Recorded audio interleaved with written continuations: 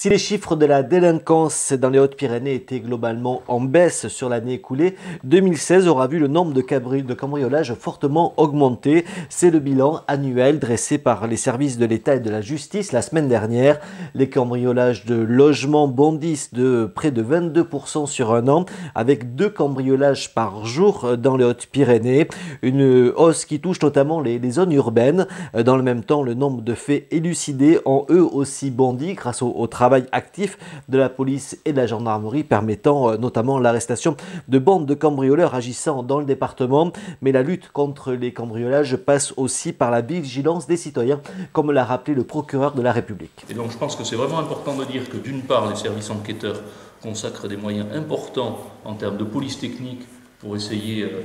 d'avoir des indices permettant d'identifier les auteurs, et que donc les victimes qui vont déposer plainte, il faut quand même toujours attirer leur attention, et vous pouvez le faire aussi sur le fait qu'il faut essayer de préserver les lieux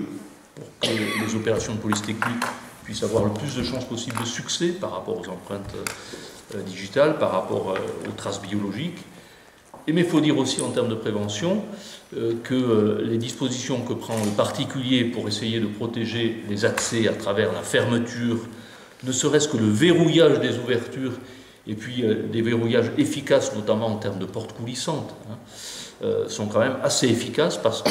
ce n'est pas toujours par des effractions avec des bris, mais c'est aussi par l'astuce de l'ouverture assez facile de points